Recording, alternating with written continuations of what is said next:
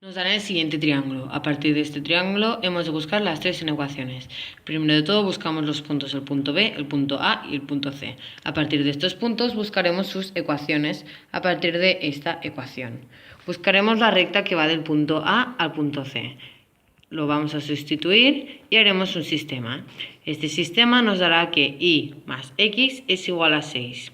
Ahora buscaremos un punto que esté dentro de la solución. El punto 3, 2 está dentro de la solución. Lo sustituimos y nos da que y más x ha de ser menor o igual que 6. Esta es la primera inecuación, que es solución. Ahora vamos a buscar la recta que va del punto B al punto A. Vamos a hacer lo mismo que en el apartado anterior y nos da y igual a x. Vamos a utilizar el mismo punto ya que forma parte de la misma solución y nos da que 2 ha de ser menor o igual que 3. Por lo tanto, la inecuación es y menor o igual que x. Vamos a hacer lo mismo con el punto B y con el punto C. Buscaremos su recta haciendo un sistema. Este sistema nos da que la m es 0 y que la n es 1. La ecuación que nos da es y igual a 1.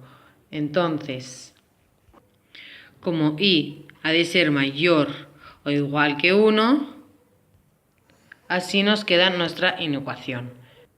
Por lo tanto, esta es la solución a nuestro problema.